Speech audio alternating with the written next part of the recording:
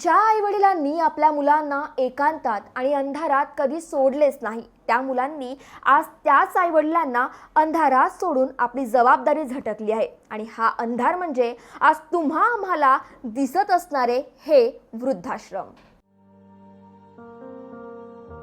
होय, हे वृद्धाश्रम त्या म्हाताऱ्या आईबाबांसाठी अंधार कोठडीच असून ती काळ्या पाण्याच्या शिक्षेपेक्षा कमी नाही. कारण आयुष्याच्या संध्याकाळी आईबाबांना ज्या गोष्टींची आवश्यकता असते तेच मिळत नसेल तर त्या आयुष्याला अर्थच उरत नाही.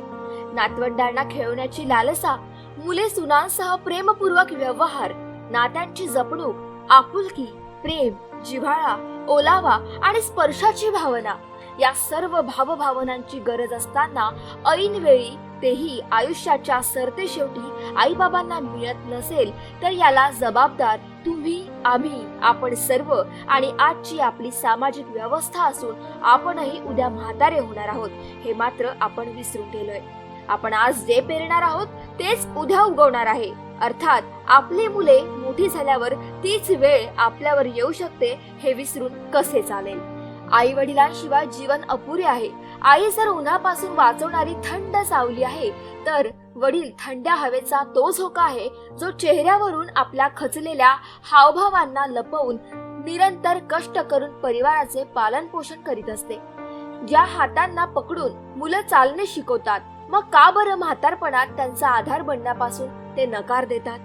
आज आपण नागपूरच्या त्या भागात आलोय जिथे रस्त्याच्या एका बाजूला एका विशिष्ट धर्माचे दैवत आहे, ज्या मजारवर धर्मांच्या भिंती विसरून प्रत्येक माणूस शीश झुकवतो, तर दुसऱ्याच बाजूला पंचवटी वृद्धाश्रम आहे, जिथे मुलाचे दैवत म्हणजेच त्यांचे आई वडील आहेत, जे आपले संपूर्ण आयुष्य आपल्या मुलाच्या संगोपनासाठी आणि विकासासाठी खर्ची घालतात. परंतु तरीही मुलं मात्र म्हातारपणी त्यांना वृद्धाश्रमाचा रस्ता दाखवतात. पूर्वी भारतात संयुक्त कुटुंब पद्धती होती. प्रत्येक कुटुंबात एक मोठी व्यक्ती असायची. ती व्यक्ती घराचा आधार असायची. संपूर्ण कुटुंबावर तिचे लक्ष असायचे. घरावर कोणते संकट आले की अशा वेळी त्या व्यक्तीच्या अनुभवातूनच ते संकट निस्तारले जायचे. मग आज ही परिस्थिती वेगळी का? संयुक्त कुटुंब पद्धतीमधून विभक्त कुटुंब पद्धती उदयास का आली, याबाबत आपले विचार कृषी समृद्धीच्या माध्यमातून मातृसेवा संघाच्या सचिव आणि पंचवटी वृद्धाश्रमाच्या अध्यक्षा डॉक्टर लता देशमुख यांनी आपल्या समोर मांडले आहे. मातृसेवा संघामध्ये वर्षानुवर्षे आपलं आयुष्य लोटून रुग्णांची सेवा करणाऱ्या ज्या महिला आहेत, ज्या महिला वर्ग डॉक्टर्स आहेत किंवा मदतनीस आहे, त्या संपूर्ण 40 वर्ष 50 वर्ष ज्या आहे रुग्णांना आपल्या सेवेत घालवतात. मात्र म्हातारपणी जेव्हा ते आपल्या परिवारांकडे जाण्याचा प्रयत्न करतात तेव्हा परिवार म्हणतो त्यांना की तुम्ही इतके वर्ष तिथे घालवली, आता तिथेच राहा. तेव्हा त्यांच्याकडे मार्ग उरत नाही, त्यांनी करायचं काय? ह्याच मार्गाचा विचार 1952 साली कमलाताई हॉस्पेट यांनी केला आणि इथे म्हणजेच उमरेड या परिसरामध्ये वृद्धाश्रम काढून त्यांनी हा मार्ग मोकळा केला आणि त्या महिलांना एक हक्काचं आणि महत्त्वाचं स्थान पंचवटी वृद्धाश्रम या नावाने दिलं. पंचवटी वृद्धाश्रमामध्ये 102 लोक राहायची. त्यानंतर हा संख्या कमी होत गेली. मात्र अजूनही 78 ते 80 लोकांचं वृद्धाश्रम हे आहे. लोक राहतात इथे आणि आनंदाने राहतात. कशा प्रकारे राहतात हे आपण पाहिलं आणि अगदी आनंदात, अगदी आपल्या घरच्यासारखं जे वातावरण आहे ते त्यांना इथे वृद्धाश्रमामध्ये मिळत आहे. तर माझं नाव लता देशमुख. मी मातृसेवा संघामध्ये सचिव आहे 1996 पासून. आणि आमचे 12 प्रकल्प आहे आणि 12 शाखा आहे विदर्भात आणि मध्य प्रदेशमध्ये. जबलपूर, बिलासपूर हे धरून अशा 12 शाखा आहे. आमचे जे नागपुरातले प्रोजेक्ट्स आहे त्याच्यामध्ये पंचवटी वृद्धाश्रम हा एक मोठा प्रोजेक्ट आहे. आमच्या ज्या संस्थापिका आहे कमलाताई हॉस्पेट, त्यांनी 1921 साली मातृसेवा संघाची स्थापना केली. ती अशी की त्यावेळेला 1921मध्ये बायकांना आपली जी बाळंतपण करण्यासाठी सोयी नव्हत्या आणि जे गव्हर्मेंटचे हॉस्पिटल्स होते तिथे आपल्या स्त्रियांना म्हणजे हिंदू स्त्रियांना व्यवस्थित ट्रीटमेंट नव्हती मिळत. जसं बॅक पेन पाहिजे आहे किंवा काय पाहिजे तर नर्सेस व्यवस्थित ट्रीटमेंट नव्हत्या देत. तर कमलाताईंनी असं ठरवलं की आपण पहिले नर्सिंगचं ट्रेनिंग करावं आणि नर्सिंगचं ट्रेनिंग करून आपलं सुतिकागृह वेगळं काढावं. तर ही जी कल्पना आली कमलाताईंना, ही कल्पना की hospital delivery, promotion of hospital delivery हा त्यांचा कन्सेप्ट होता. आणि तशा त्या काळामध्ये कोणी अडलेली डिलिव्हरी त्या घरी जाऊनही करायच्या. धरमपेठ एरियामध्ये त्यांचं माहेर होतं. तर कमलाताई हॉस्पिटल या फारच बालपणी विधवा झालेल्या, 13व्या वर्षी विधवा झालेल्या आणि आपल्या माहेरी इथे मोहिनींच्या घरी धरमपेठला आल्या. त्याच्यानंतर हा त्यांचा प्रवास सुरू झाला. तर तेव्हा इथे मोदी नंबर 3मध्ये 1-2 खोल्या घेऊन त्यांना 1-2 बेडचं हॉस्पिटल टाईप मतलब सुतिकागृह सुरू केलं.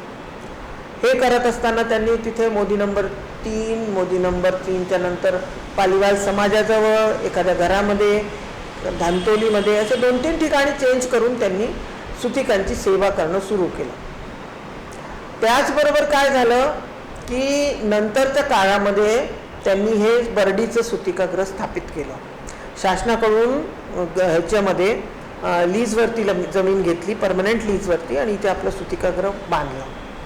हे सर्व करत असताना त्यांना वेणुताई नेने आणि सावित्रीबाई मटंगे या दोघींची साथ होती.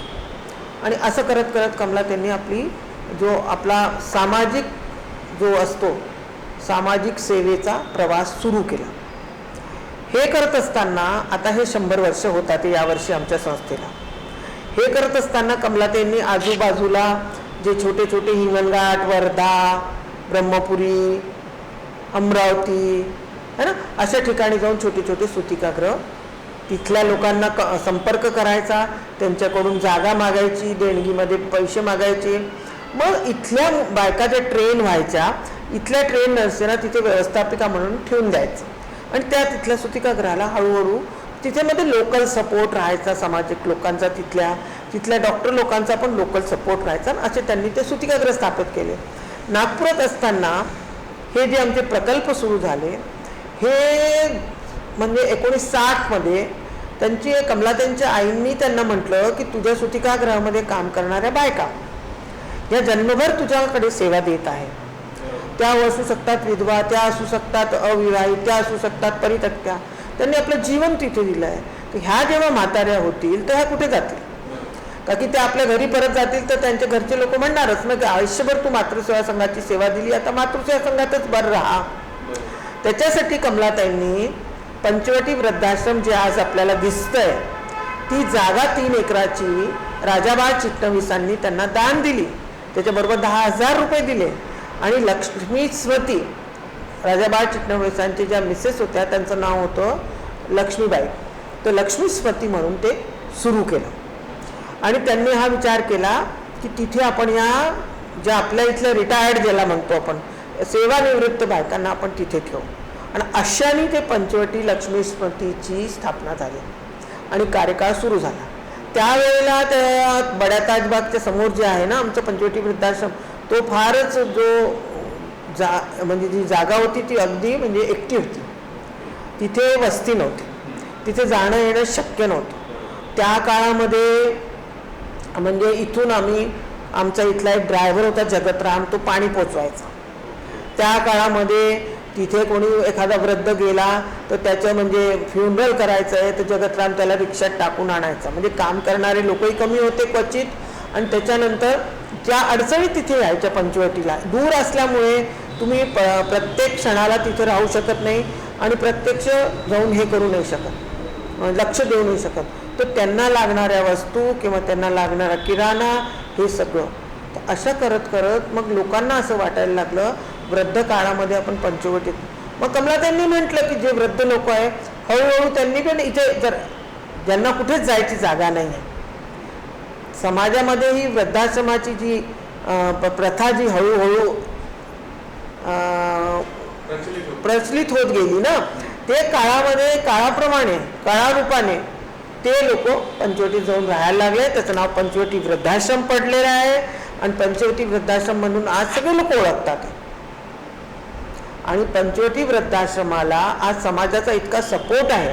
परंतु कसं असतं की ते सुरुवातीला कमलाताईंनी आपल्या ज्या म्हणजे संस्कार आहेत, आपले जे कल्चर्स आहेत, त्याच्याप्रमाणे वृद्धाश्रम हे सुरू नव्हतं केलं. माझं म्हणायचं काय अर्थ आहे, काळाच्या अनुरूपाने समाजाची जी परिस्थिती बदलत गेली, लोकांची जी विचारधारा बदलत गेली, त्याप्रमाणे ते वृद्धाश्रमाचं स्वरूप यायला लागलं. वृद्धाश्रम नवीन पण उघडले आणि वृद्धाश्रम म्हणून मग ते आता पंचवटी वृद्धाश्रम ओळखला जातं. पण आज पण वृद्धांना लागणाऱ्या तिथे सोयी उपलब्ध आहे. खरं म्हणजे ते वृद्ध लोकांचा एक सहनिवास टाईप आहे की नाही. आपण निवास म्हटलेला आपल्याला जरा जास्त ते राहील. या कार्यकाळामध्ये आता बघा पंचवटीला 1960 पासून 60 वर्ष झालेली आहे. या 60 वर्षामध्ये शासनाची जी वृद्धांकडे बघायची, सिनियर सिटीजन ज्येष्ठ नागरिकांकडे बघायची जी आहे ती पद्धत बदलली. शासनाने नियम केले की मुलगा आणि जी सून आहे त्यांनी ज्येष्ठ नागरिकांना व्यवस्थित मानापानाने वागवावं. जर तुम्ही वागवलं नाही तर शासनाचे म्हणजे नियम आहेत की तुम्ही त्यांच्यावर कोर्ट केस करू शकता आणि खावटी मागू शकता आणि आपलं जीवन निर्वाह करू शकता.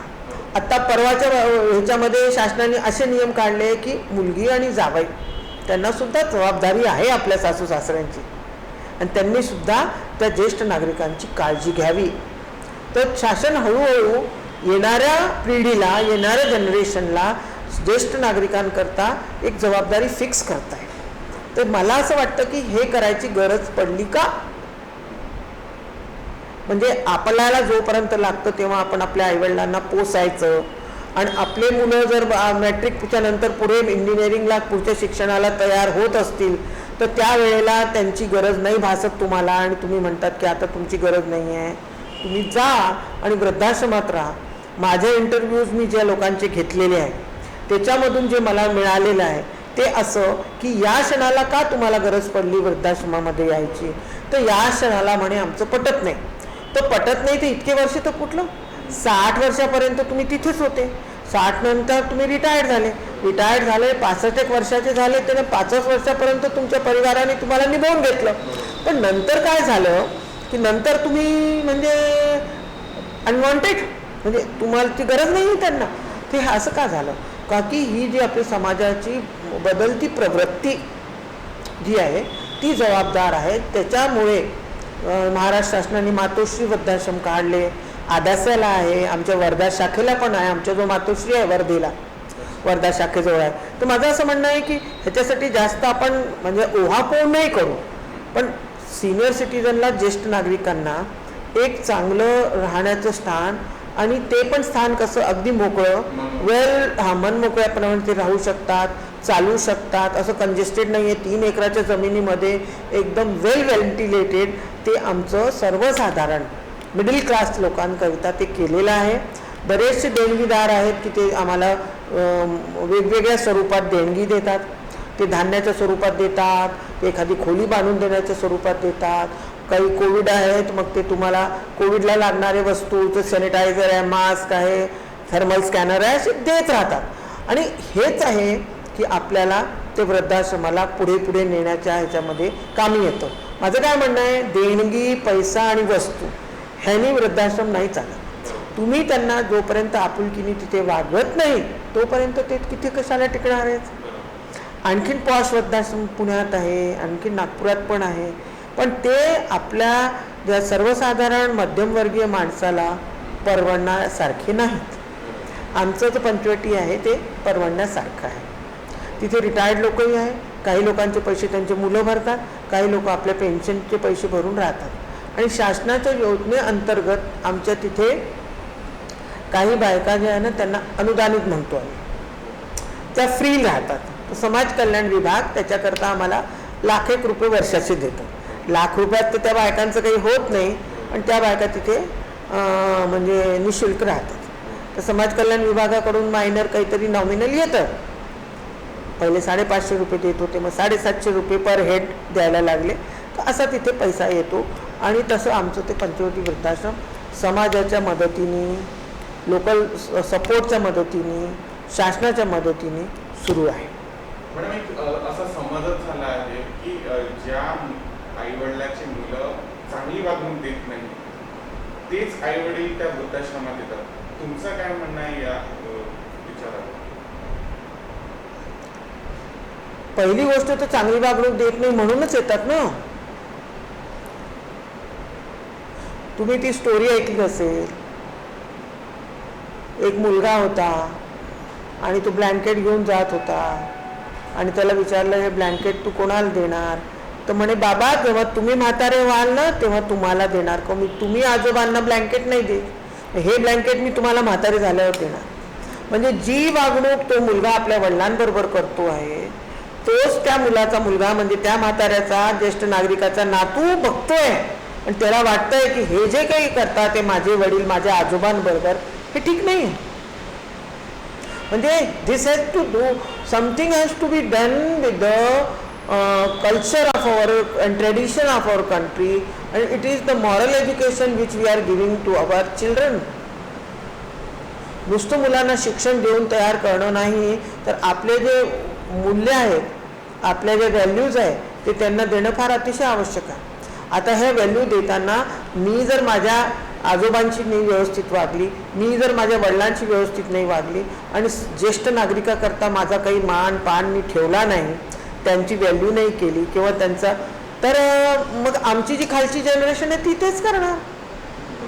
का की खालची जनरेशन जे लहान मूल जे आहे ना ते बहुतेक करून बघून शिकतो, पुस्तकांमधून शिकवल्याने ते नाही शिकणार. ते जे तुमची वागणूक पाहतात ते बरोबर शिकतात की हे बघा बरं, तुम्ही तर आपल्या म्हणजे वडिलांबरोबर माझ्या आजोबांबरोबर तुमची वागणूक ठीक नाही, मी तुमच्याबरोबर म्हातारपणी काय गॅरंटी आहे की तशीच वागणूक करेन किंवा त्याच्यापेक्षा चांगली वागणूक करेन. तर त्याची एक स्टोरी आहे आणि ह्या 3 जनरेशनमध्ये त्यांनी दाखवलं आहे की मिडल जनरेशननी सिनियर सिटीजन बरोबर जो दुर्व्यवहार केला, तर खालचा जो आहे नातू तो विचार करतो की बाबा तुम्ही आजोबांबरोबर असं केलं, मी पण तुमच्यावर तसंच करेन. म्हणजे आपण काय पायंडा टाकतोय, हा पायंडा आपणच खरं म्हणजे सुरू तयार केलेला आहे, ही गोष्ट महत्त्वाची आहे. म्हणून वृद्धाश्रमांमध्ये आजकाल गर्दी वाढायला लागली आणि त्या स्टेजला तिथे जेव्हा ते लोक येतात, आता तुम्ही समजा माझ्याजवळ तो 82वाले पण आले, 82 वर्षाचं वय आहे, 80चं वय आहे, 75चं वय आहे, 65-70चं वय. या वयामध्ये जर आज तुम्ही मला म्हणाल की तुम्ही दुसरीकडे जाऊन राहा आणि ॲडजस्ट व्हा, तर ह्याच्यामध्ये किती लोक मला सामावून घेतील आणि किती मी त्या वातावरणाशी एकमेळ होईल, हा एक मोठा प्रश्न आहे. पण का की त्यांची गरज आहे, तर त्यांना तिथे राहणं आहे, तर ते बरोबर ॲडजस्ट करतात. आता ते बरोबर करो न करो, खरं म्हणजे म्हातारपणी माणूस चिडचिडा होऊन जातो, त्याच्या गरजा कमी होऊन जातात, पण त्याच्या मानसिक गरजा तर राहतात. त्यालाही असं वाटतं की प्रेम, 4 शब्द कोणी माझ्याशी मानाचे बोलावे, का माझा आत्मसन्मान म्हणजे ठेवावा, जपला जावा, ह्या सगळ्या गोष्टी तर राहणारच. ते तर माणूस सोडणार नाही. आपली जी मनस्थिती आहे ती थोडी बदलणार आहे. आपल्या गरजा कमी होतील की बा 2 टाईमचं जेवण पाहिजे तुम्हाला, हे घ्या, बाकी काही नाही आहे, तसं नसतं. समाजामध्ये जे आहे की लहान मुलाला काय पाहिजे, तरुण माणसाला काय पाहिजे, परत ज्येष्ठ नागरिकाला काय पाहिजे, अजून सिनियर सिटीजनला पुढे काय पाहिजे, ह्याचे सायकोलॉजिकल माइलस्टोन्स आहेत. त्याप्रमाणे त्यांच्या गरजा आहे.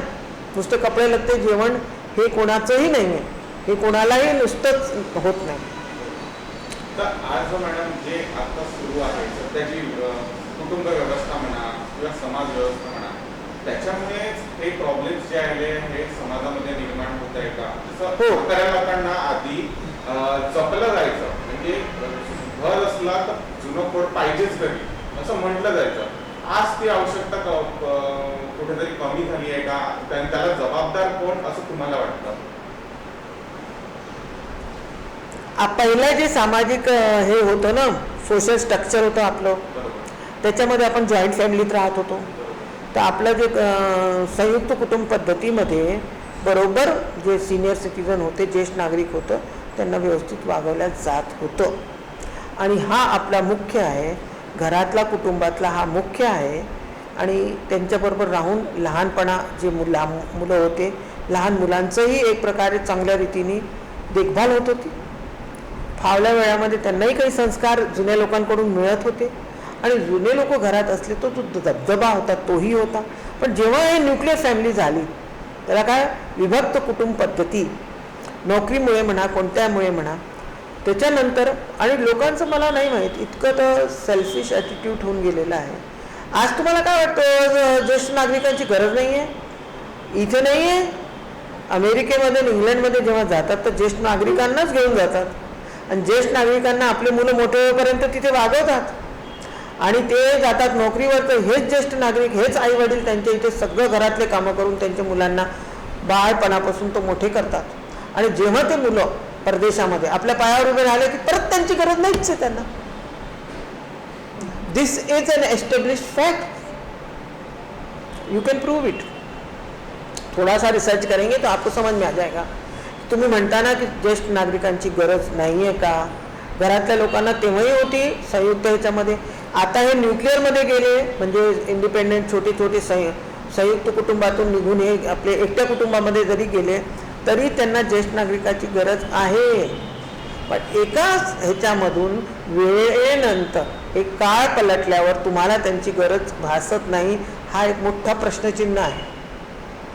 जोपर्यंत ते काम करत होते, जोपर्यंत ते तुमच्या कामाचे होते, जोपर्यंत त्यांच्या जे काही आहे म्हणजे मदत किंवा त्यांच्यामुळे तुम्हाला फायदा होत होता तेव्हा तुम्हाला ते हवेहवेसे होते. जेव्हा त्यांचं वय पुढे झालं आणि इकडे तुमचेही मुलं मोठे होऊन गेले आता तुम्हाला त्यांची गरज भासत नाही. आणि जेव्हा कोणाची गरज नसते तेव्हा त्याला काढून टाका आपल्या ह्याच्यामधून. असाच आजकालच्या म्हणजे जनरेशनचा विचार आहे. तर हा स्वार्थी विचार झाला ना की माझ्या वडिलांनी मला लहानाचं मोठं केलं, त्याच्यानंतर त्यांनी माझ्याही मुलांना लहानाचं मोठं करून ॲडोलेसन्स 12वीपर्यंत आणलं. म्हणजे त्यांनी खरं म्हणजे 2 जनरेशनला आपल्या वटवृक्षाच्या खाली ठेवलं. आणि आता तेव्हा जेव्हा त्यांची वेळ आलेली आहे तर आम्हाला तुम्ही नको आहे. How long it is correct, how long it is justifiable, हे आहे. तर कुटुंब पद्धती तर आहे, त्याच्यानंतर आपले ट्रेडिशन, आपले संस्कार हेही आहे. आणि मग ही पिढी जास्त स्वार्थी झाली होते का, हा पण एक प्रश्नचिन्ह आहे. डायरेक्टली कोणावर अटॅक नाही करायचा आहे, पण जे आपल्याला दिसून पडतं. आता आमच्या इथे आता असतील 45-50, पण आमच्या इथे 80 ज्येष्ठ नागरिक पंचवटीला राहत होते. तर एवढे 80 ज्येष्ठ नागरिक येऊन तुमच्या इथे राहतात तर त्यांच्यामधून काही ना काही तर आम्हाला माहीत होत असेल ना. तर हा इश्यू आहे. तर हा समाजाचा एक विचार करण्यासारखा मुद्दा आहे. आपला जो जागा आहे, आपला जो यंत्रणा आहे, आपला उद्देश आहे आमचा मातृसेवा संघाचा, तर त्याप्रमाणे आम्ही सेवा देत आहे आणि परत पुढे पण देत राहू. पण ही सुरू कुठे झाली आणि कुठे आपल्याला नेत आहे ही सगळीकडेच आहे. हां, सगळीकडेच आहे. आधी खेड्यात आहे ना म्हातारे घरी पडलेले, मग शहरात का होऊन राहिले? म्हणजे जास्त शिक्षण आणि तुम्ही जास्त हे झाले का, हा एक प्रश्न आहे. खेड्यात तर आहेच म्हातारे, ते कुठे जाणार आहे? ते कुठे नाही जाऊ शकत. तर आता जे फॅमिली प्रॉब्लेम्स येत आहे, जसं आधी व्हायचं की आधी सांभाळून घ्यायचं, मोठं पोरं राहायचं, ते समजून द्यायचं, पोराला समजवत होते, सुनेला समजत होते. आता मात्र कसं झालं की थोडंसं पटलं नाही की वेगळे व्हायचे, वेगळे होऊन जातात. मुलं थोडंसं ट्रेस आला, मानसिक तणाव आला की ते लोक सुद्धा वेगळे मार्ग निवडतात, आत्महत्या म्हणा किंवा चुकीचे मार्ग निवडतात. तर हे जुनं खोड घरात नसल्यामुळे हे प्रॉब्लेम्स येत आहे. तुम्हाला काय वाटतं? जुनं खोड घरात नाही आहे ते तर आहेच आहे की जुन्या खोडामध्ये वयोमानाने आलेला अनुभव, वयोमानाने त्यांना आलेला पेशन्स, वयोमानाने त्यांना जे अनुभव आले आहे तर ते हँडल करू शकतात अशा परिस्थितीत. पण जर तुम्ही जे म्हणताय की आजकालची जनरेशन दिशाहीन जर होऊन राहिली आहे, काय म्हणतात सुसाईड कमिट करते किंवा त्यांना दिशा दाखवायला आई वडिलांचा वेळ आहे का? मग आपल्या घरामध्ये एखादी आपली आई किंवा आपले बाबा किंवा काका आहे तर फावल्या वेळामध्ये त्या मुलाचे प्रॉब्लेम तर अटेंड करू शकतात. त्या ज्या मुलाला इश्यू आहे, त्या मुलाला प्रॉब्लेम आहे, तरुण मुलाला जर त्याला असं वाटतं दिशाहीन आहे मी, माझं तर कोणीच ऐकणार नाही आहे, असं तर नाही वाटणार? असं तुम्हाला नाही वाटत की आजकालच्या जनरेशनला आपल्या येणाऱ्या पिढीला टाईमच नाही ना द्यायला? कारण ह्याच्यावरून मी तुम्हाला एकच बोलते, जास्त नाही बोलणार, की त्यांना असं वाटतं की मी आज 40,000 रुपये भरून माझ्या मुलाला सगळ्यात बेस्ट शाळेमध्ये टाकून दिलं. त्या शाळेमध्ये टाकल्यानंतर माझी जबाबदारी संपली. सगळी जबाबदारी त्या टीचरची आहे. म्हणजे चांगल्या शाळेची जबाबदारी हेच आहे की त्याला शिक्षण द्या, त्याला सवयी चांगल्या लावा, त्याला सवयी त्याच्याबरोबर त्याला तुम्ही आमची संस्कृती शिकवा, व्यवस्थित रीतीने त्याची वागणूक शिकवा. ही सगळी जबाबदारी शाळेची आहे. असं सांगून चालणारे लोक आहेत. म्हणजे एक मशीन आहे शाळा, म्हणजे त्याच्यात मुलाला तुम्ही टाकून दिले, 1,00,000-1,50,000 फी भरून दिली की ते 0 पासून तर 12वी तो मुलगा एकदम तयार होऊन निघेल. म्हणजे then what is the responsibility of the parents? आई वडिलांची जबाबदारी काय आहे? घरी आल्यानंतर तो अभ्यास करतो, त्याच्यामध्ये तरी तुम्ही मदत करता का? त्याच्यात आव भाव पाहून त्याचे की त्याला शाळेत काही अडचण आली असेल की त्याच्या शाळेमध्ये काही त्याच्याबरोबर घटना घडली असेल, ह्याच्याकडे तरी तुमचं लक्ष आहे का? म्हणजे माझं म्हणणं तेच आहे की तुम्ही किती मुलासाठी टाईम देता. चांगल्या शाळेत टाकणं हे काही तुमची जबाबदारी नाही आहे. कॉर्पोरेशनवाले शाळेमध्ये शिकलेले लोक पण चांगले आहेत का की त्यांना जे वळण आई वडिलांनी दिलेलं आहे सुरुवातीपासून, ते वळणच त्यांच्या कामी येऊन राहिलं. शिक्षकाचं जे आहे कर्तव्य ते तर शिक्षक करणारच आहे, पण त्याच्यापेक्षा तिप्पट तुम्ही त्यांच्याकडून अपेक्षा करता. पण काही गोष्टी तर आईवडिलांनी शिकवलेल्याच. जेवताना सोबत बसणं, त्यांच्याशी गप्पा गोष्टी करणं, त्यांचे प्रॉब्लेम इश्यू घेणं, ह्याच्यासाठी आईवडिलांना वेळ नाही. म्हणून येणारी जनरेशन जी पिढी आहे ती दिशाहीन सारखी कधी कधी वागायला लागते, किंवा कोणत्या कोणत्या व्यसनात पडणं किंवा इतर काही गोष्टींमध्ये ती लागायला लागते. म्हणजे हे काय आहे की ह्या जनरेशनमध्ये विचारांचा अभाव असल्यामुळे ज्येष्ठ नागरिकांचं तर तसं झालं आणि येणाऱ्या पिढीचं असं झालं. म्हणजे मधली जी जनरेशन आहे त्याच्यावरच सगळ्यात मोठी जबाबदारी. To look after the incoming generation and you have to look after the ज्यांनी की आपल्यावर एवढे उपकार करून आपलं महत्त्वाचा वेळ, महत्त्वाचं पहिले तुम्हाला प्रायोरिटी देऊन लहानाचे मोठे करून तुमच्या शिक्षणावरती सगळं काही त्यांनी आपलं झोकून दिलं, ते महत्त्वाचं. शिक्षणासोबत संस्कार सुद्धा महत्त्वाचे आहे. ते संस्कार, ट्रेडिशन, कल्चर, संस्कार, संस्कृती आपली, तर ती तर संस्कृती तर त्यांच्याबरोबर चालली गेली समजा आता ज्येष्ठ नागरिकांबरोबर. तर तीच संस्कृती जर आज मधल्या जनरेशनमध्ये असती हे सगळं घडलंच नसतं. आहेत ना, काही काही आहेत ना, ते तर शेवटपर्यंत ठेवतात आपल्या आईवडिलांना. असे नाही आहे का, अशा काही परिवार आजही आहेत ते बघतात ते त्यांना, मुलांना, आपल्या सिनियर सिटीजनना. हा नुसता फायदा आणि काय म्हणतात तुम्ही, तोटा आणि फायदा ह्याची गोष्ट नाही आहे. जीवनामध्ये तुम्ही नुसता नफा आणि तोटा जर बघितला तर त्यांनी तर गाडी जीवनाची चालू शकत नाही, त्यांनी तुम्ही खूप दूर नाही जाऊ शकत. काही गोष्टी तुम्हाला म्हणजे अशा कराव्या लागतील की ज्याच्यामध्ये नफा तोटा न बघताना तुम्हाला जबाबदारी म्हणून ते करायचं. त्याच्यामध्ये किती का नुकसान होईल त्याचं फळ तुम्हाला वेगळंच मिळणार आहे, का की आता ते राहिलेलंच नाही. तुम्ही असे जे आहे फॅमिलीज किंवा मुलं आणि सून जे नुसतं पैशालाच महत्त्व देतात आणि ह्या ज्या संस्काराच्या गोष्टी आहे किंवा कल्चर्स आहे त्यांना सगळ्या विसरून वृद्धाश्रमाचा रस्ता दाखवतात आपल्या आईवडिलांना, सासू सासऱ्यांना सुद्धा, तर त्यांना काय संदेश द्या? त्यांना हा संदेश द्यायचा आहे की आपल्याला मागे वळून पाहण्याची काय खूप गरज आहे. आपल्याला आत्मचिंतन, सेल्फ इंट्रॉस्पेक्शन करायची फार गरज आहे की तुम्ही कमीत कमी 1 तास तरी बघून आपल्या जीवनाला मागे आज जे तुम्ही आहे तू कशामुळे आहे हा विचार केल्याशिवाय तुम्हाला ज्येष्ठ नागरिकाबद्दल, आपल्या आई वडिलांच्या बद्दल वाटणार नाही. तुम्ही म्हणता की जे काही मी IAS, IPS, कलेक्टर किंवा काही झालेलो आहे किंवा कोणता इंजिनियर, डॉक्टर झालेलो आहे, ही संपूर्ण माझी मेहनत आहे, तर हे चुकीचं आहे. त्यांचा काही ना काही, तुमचा सिंहाचा वाटा असेल तर त्यांचा खारीचा वाटा तो होताच, आईचाही होता. वेळोवेळी तुम्हाला जे काही लहानाचं मोठं करताना जे काही तिने कष्ट घेतले असतील ते तर आहेच, समजलं का तुम्हाला?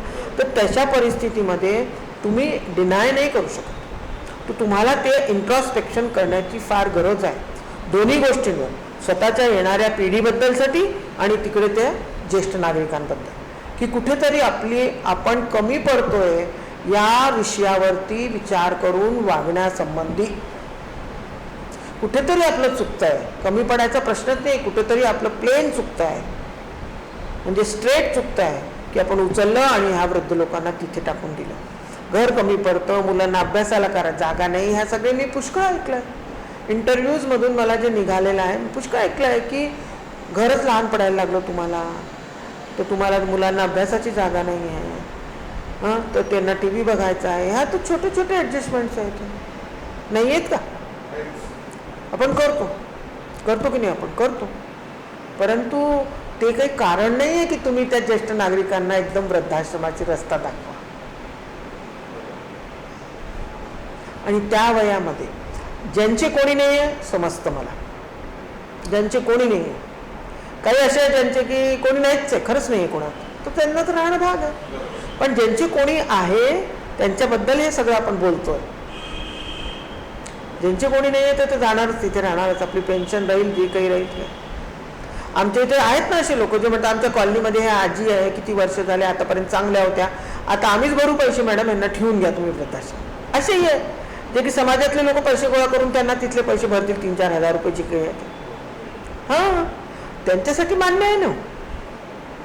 पण ज्यांचे सगळे काही आहे, कुटुंब आहे, आणि कुटुंबांचं आता शेवटचंच सांगून देते मी तुम्हाला की त्यांचं म्हणजे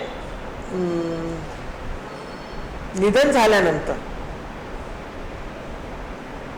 मुंबईकडचे कोणी आहेत आमच्याकडे, इकडे दूर डिस्टन्स, म्हणजे मुंबई आहे, पुणे आहे, दुसरा 300-400 किलोमीटर वाले, ते म्हणतात की ह्यांचं जर निधन झालं तर तुम्ही सर्व कराल ना की आम्हाला यावं लागेल. हे आहे, इथपर्यंत आहे. आता तुम्ही मला विचारताच आहेत, म्हणजे तुम्हाला ह्याच्यातलं किती ठेवणार म्हणजे आय डोंट नो, परंतु ही आमची सगळ्यात मोठी, इट इज द बिटर ट्रूथ ऑफ द लाईफ. नुसतं ॲडमिट करून निघून जाणं नाही आहे, त्यांची बॉडी क्लेम करायसाठी आम्हाला 2-2 दिवस त्यांची बॉडी ठेवावी लागते. शेवटी फोन होतो तुम्ही करून टाका, आणि नंतर फुरसतीने त्यांनी काय सामान सोडलं, त्यांच्या पेटीत काय तेही पाहायला येतं. हे जे आहे ना, हे अगदी कडू म्हणजे कडूपेक्षा कडू सत्य आहे. हे मला तुम्हाला ह्याच्यासाठी सांगावं लागून राहिलं की लेट द पीपल नो, लोकांना कळायला पाहिजे. हां, म्हणजे ह्याच्यामध्ये काय तुम्हाला, म्हणजे तुम्हाला कशी वृत्ती दिसते त्या लोकांची. हां, तुम्ही त्यांना डिसोन करून ते राहिले, अजून 10-1 वर्ष राहिले वृद्धाश्रमात, मग ते जातात ते, तर तुम्ही त्यांचा शेवटचं जे सोहळा आहे त्यांचा तो मानापाण्याने तुम्ही करत नाही. त्याच्यानंतर त्यांचं सामान काय सोडून गेले ते पाहिलं तर आता काय सामान राहणार आहे त्यांच्याजवळ, हे मला विचारायचं. तुम्ही म्हणता की तुम्ही आजच्या जनरेशनला काय संदेश देणार आहे, आता ह्याच्यातून संदेश काढा ना तुम्ही. की वेळ आली तर आम्ही पण असं वागू का? नाही ना. वेळ आली तर असं आम्ही पण करू का? नाही ना. त्यालाच म्हणतात आत्मचिंतन. की इतकं सगळं जे सांगते मी, I am not making a story out of it. तुम्ही म्हणाले की मला स्टोरी बनवायची आहे, तर खरोखर ही वाली गोष्ट ते वृद्ध लोक तुम्हाला सांगणार. कोणाचे छोटे शुल्लक कारणासाठी छोड्याचं पटलं नाही, नवरा बायकोचं नाही पटत तरी येतात ते लोक राहायला इथे एकटे. ती गोष्ट निराळी आहे की म्हातारी दोघं असल्यानंतर त्यांचं आपसात नाही पटत, असे बरेचसे वेगळे प्रकारचे लोक येतात. पण जोपर्यंत आपण त्यांना आपल्या घरात ठेवून त्यांची काळजी घेऊ शकतो तोपर्यंत वृद्धाश्रम का?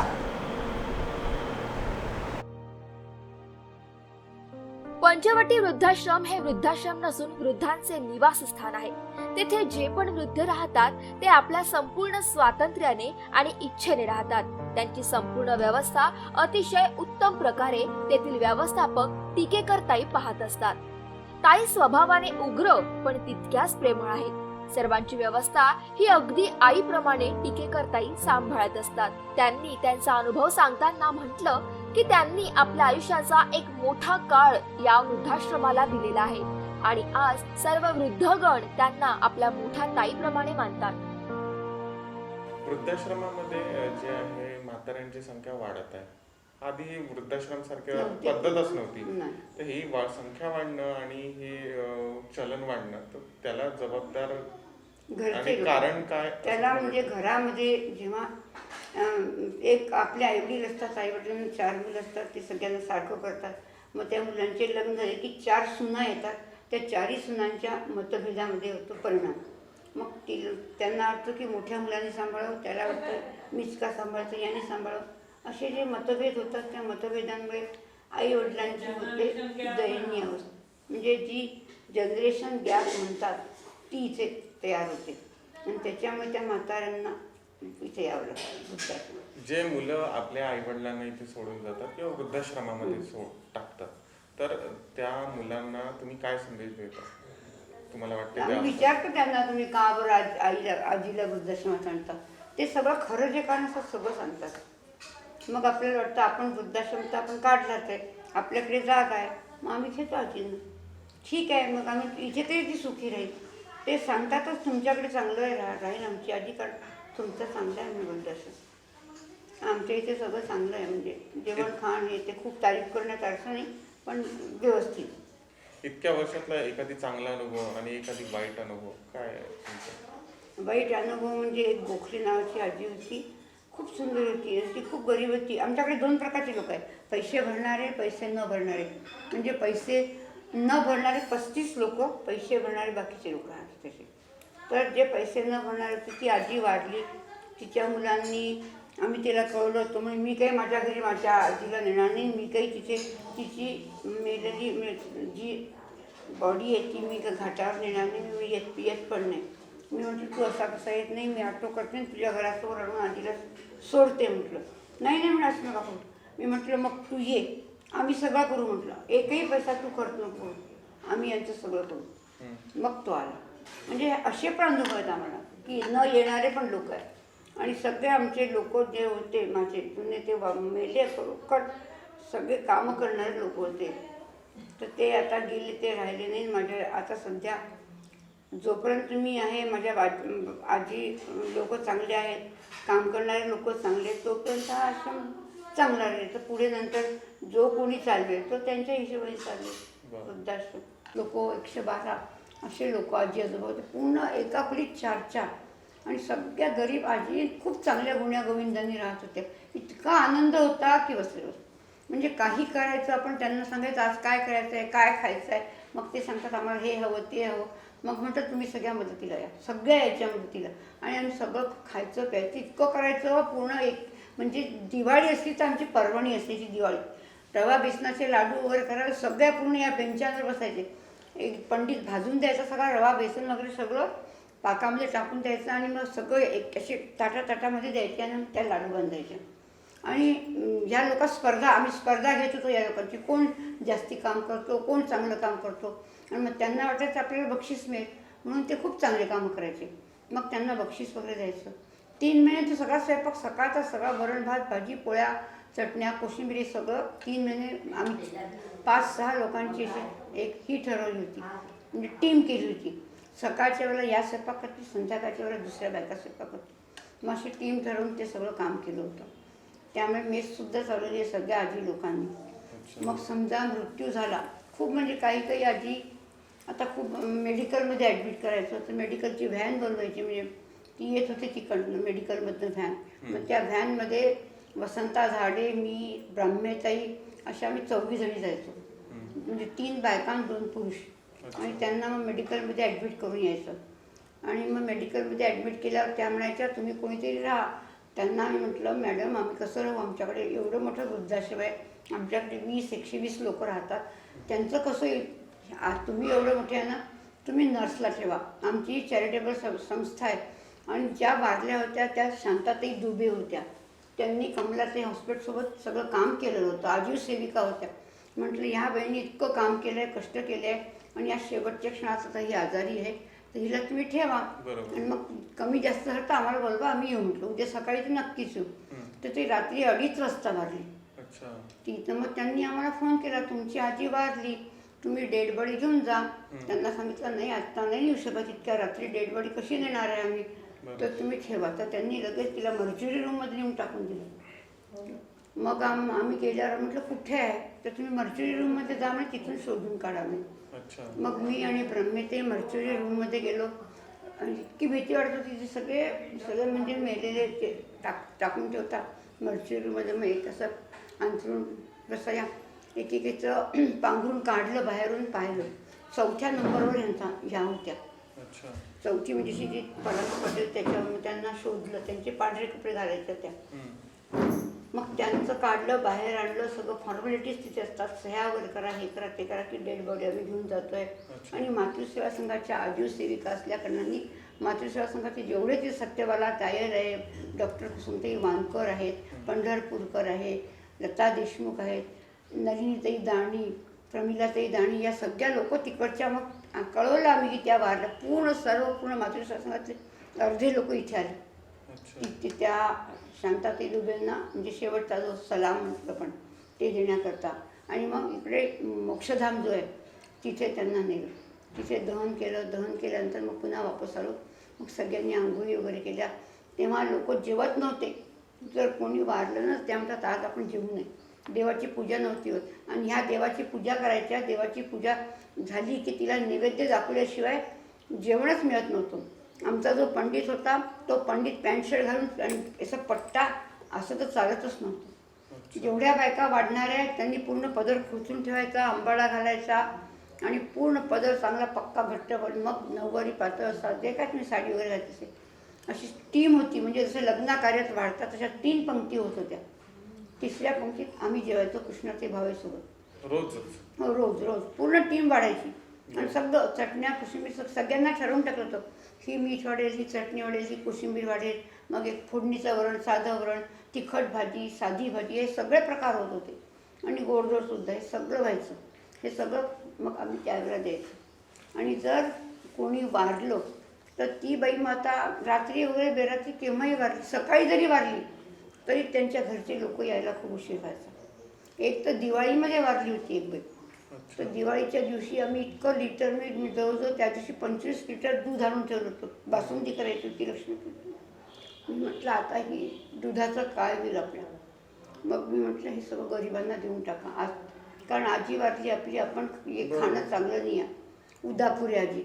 आम्ही तेव्हा दिवाळीच्या दिवशी आम्ही कुट्टू पार्टीला गेलो होतो. आम्ही 12 जणीसनं. आणि मग ती वाट पाहत बसली होती की ह्या कधी येतात. त्यांचा जीव या ब्रह्मेताई अटकला होता की ही कधी येईल. हिच्यासोबत त्यांचं खूप म्हणजे अगदी इतकं जवळचं नातं, घनिष्ठ नातं होतं तिचं. ती म्हणे मला वरण भात भाजी काही नाही पाहिजे, वांग्याचं भात पाहिजे म्हणे, वांगे भात. यांनी केला आणि तिला खाऊ घातला. आणि मग तिने जीव सोडला. म्हणजे तिकडनं कुट्टू पार्टीला आल्यानंतर मग इथेच तिचा जीव गेला. तसंच आम्ही इथे गेलो होतो आपल्या देवीला, माहूरच्या देवीला गेलो होतो. त्यावेळेला इथे शकुंतलाबाई पैठणकर, त्याही आजीव सेविका मातृसेवा संघाच्या. त्यांनी मातृसेवा संघाचे एवढे प्रोजेक्ट आहेत. तिथे सगळं दाईचं काम केलं आहे, सगळे बाळणपणाचे काम केले आहे. त्या इथे राहत होत्या. तर त्याही वारल्या. तर आम्ही होतो माहूरला. आम्हाला फोन आला की पैठणकर ताई वारल्या. आम्ही ताबडतोब सकाळची बस पकडली 6 वाजताची माहूरवरनं. आम्ही त्यांना सांगितलं आम्ही जोपर्यंत येत नाही तोपर्यंत त्यांना नेऊ नका. आम्ही आल्याशिवाय त्यांना न्यायचं नाही. आम्ही 4-5 जणी होतो. वापस इथे आलो, आंघोळी केल्या पटपट आणि त्यांच्या घरी गेलो. मग त्यांचंही सगळं त्यांच्या घरच्यांनी केलं ते सगळं. पण इथे जे काम आहे ते खूप म्हणजे कष्टाचं काम होतं इथे खूप. त्यावेळेचं काम जे होतं, इतका वृद्धाश्रम खूप पॉप्युलर नव्हता किंवा खूप लोक देणगीदार नव्हते, काही नव्हते. कमी पैशामध्ये आणि कमी ह्याच्यामध्ये आमचे लोक खूप सुखी आणि चांगले राहत होते. एक वेळाचं जेवण खूप चांगलं व्यवस्थित व्हायचं. संध्याकाळच्या वेळेला फोडणीचं वरण, भात, अशी भाजी तर होतच नव्हती, पोळी वगैरे द्यायचं. तर आमचे लोक सगळे समाधानी होते त्यावेळेला. त्याच्यानंतर मग समजा हे वारले. आता आमच्याकडे एक माणिक सुभेदार होती, ती वारली. तिचा मुलगा इंदोरला होता. आम्ही डॉक्टर गिलुरकरकडे त्याला ॲडमिट केलं. तर ती म्हणे माझ्या भूषणला बोलवा, मला माझ्या भूषणला ती तगादा लावला. मी म्हटलं आता करणार कसं. आम्ही त्याला फोन केले, तू ये. तो म्हणे मला तिकडनं जेव्हा काही मिळेल तेव्हाच मी येईन ना म्हणे इंदोरवरनं. तर त्याला यायला उशीर होता. मग डॉक्टर गिलुरकरांना आम्ही म्हटलं सर काही करा, हिची काही रट थांबत नाही. भूषण करून राहिली, तुम्ही भूषण म्हणून उभे राहा. विनंती केली डॉक्टरांना. आमची विनंती डॉक्टर गिल्लूरकरांनी ऐकली आणि ते भूषण म्हणून उभे राहिले. तिला म्हटलं अगं माणिक बघ आला भूषण, बघ म्हटलं तू तुझा भूषण. ती असं करून पाहिला आणि पाहता पाहता तिने प्राण सोडला. अरे बापरे. हो. त्याच्यानंतर ते आमच्याजवळ डॉक्टर गिल्लूरकरकडे आम्ही जेव्हा जेव्हा ॲडमिट करायचो, आमच्याकडनं फी वगैरे कधी घेतली नाही. डॉक्टर गिल्लूरकर इतके चांगले त्यांचे, म्हणजे आम्ही अनंत उपकार मानतो की आमच्या लोकांकडनं त्यांनी फी नाही घेतली. त्यामुळे फी नका देऊ, इथली जागेचं भाडं नका देऊ, फक्त ते जे उपचार करण्याकरता जे काही लागतं सामान औषध पाणी ते द्या. मग आम्ही फक्त ते घ्यायचो. तसंच फिमर फ्रॅक्चर झाले आजी लोकांचे, डॉक्टर संजीव चौधरींकडे ॲडमिट केलं त्या लोकांना. त्यांनी पण सांगितलं ताई तुम्ही काही पैसे भरू नका. मी एक वेगळीच त्यांना म्हणजे असे पार्टिशनची खोली ते ठेवून द्यायचे, तिथे आमच्या वृद्धाला ठेवायचे. म्हणजे फ्रॅक्चरला जेवढं सामान लागतं तेवढं आणा, फी नका देऊ. माझी फी नाही, माझ्या डॉक्टरची कोणाची फी वगैरे काही घेतली नाही. जे ते सामान लागायचं तेवढं सामान आम्ही त्यांना द्यायचो आणि तसं करून पूर्ण आजी लोक म्हणजे तिथे सगळं सोय होत होती. असे इतके चांगले चांगले डॉक्टर. एक आमच्याकडे कौलाबाई पिसाड नावाची बाई होती, म्हणजे काम करणारी बाई. त्या तिघी दोघींना बोलव. कमलाबाई पिसाड, तिला BP होता, त्रास खूप होता. संध्याकाळ होऊन गेली, ती घरी ताजबागच्या तिकडे राहायची. ती इकडनं जाता जाता त्या दिवशी तिचं BP खूप जास्त होऊन गेलं होतं, तर सडकेतच पडली ती, म्हणजे गेटजवळ, ताजुद्दीन बाबाच्या गेटजवळ. तर ती पडली बाई गिर गई. तर तिथल्या सगळ्या लोकांनी बघ अरे येतो म्हणजे पंचवटी की बाई आहे बोले, म्हणून त्यांनी इथे पंचवटीत आणून टाकलं. म्हणजे ये तुम्हारी बाई उधर गिर गई.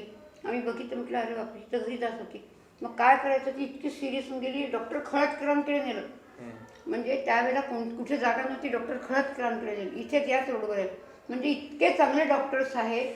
त्यांनी तिला ऑक्सिजन लावलं, सगळं लावलं, इंजेक्शन दिलं, रात्रभर तिला चांगलं ठेवलं, पैसे घेतले नाही काही नाही, आणि ती चांगली झाली. म्हणजे त्या खळदकरचे इतके उपकार आहे की तिला त्यांनी वाचवलं आणि एकही पैसा घेतला नाही. म्हणजे असे सुद्धा डॉक्टर असतात जगात. आत्तासुद्धा कोविडचे पण इंजेक्शन्स वगैरे सुरू आहे गिल्लूरकरांकडे.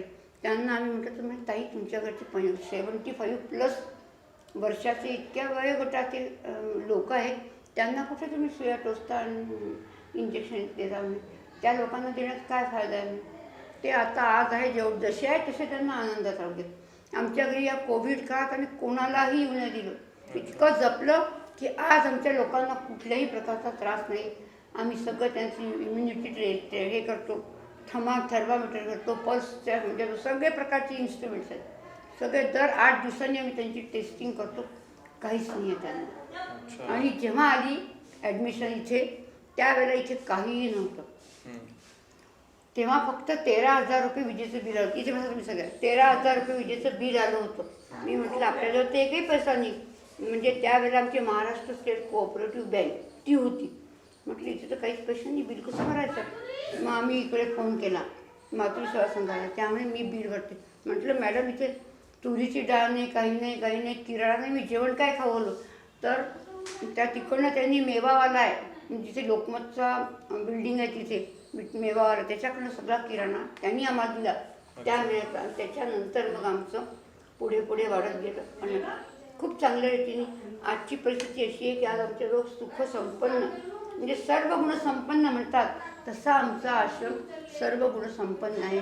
काहीही कमी नाही आहे. जेवणाचं नाही, म्हणजे धान्याची टंचाई नाही की पैशाची टंचाई नाही की काही नाही. डॉक्टर येतात, औषध देतात, सगळंच करतात. पण या तिघींना बरोबर लवकर ये ना सिंधू. वर्ष झाले 1952 पासून तुम्ही? नाही 52 नाही, 1992 96 पासून तिथे बसा या काम करताय. म्हणजे आता 20 आणि ते 96 म्हणजे 6, तर 26-30 वर्ष जवळपास आपण पकडून घेऊ. तर या 30 वर्षामध्ये आपण इथे जे घालवलं वर्ष आहे, आयुष्य आपलं दिलं, तर आपण कसं काय म्हणजे हे मॅनेज म्हणजे मी कशी काय, मी शिकली सवरली, ग्रॅज्युएट झाली, सगळं झालं. मॅट्रिक मी 16 केलं. त्याच्यानंतर माझ्या वडिलांची परिस्थिती इतकी चांगली नव्हती. आम्ही 6 बहीण भावंड होती. मला शिक्षणाचं त्यावेळेला म्हणजे कॉलेजमध्ये जी फी भरावी लागत होते तेवढे काही पैसे नव्हते. ते म्हणजे तुला शिकून काय करू, तुझं लग्न कोणतं. त्यावेळेला हा प्रकार काहीच नव्हता. खूप चांगली होती मी. तर म्हणे भावांना शिकवायचं. मी सगळ्या भावंडांचे पैसे भरले. मी प्रायव्हेटरित्या ग्रॅज्युएट केलं.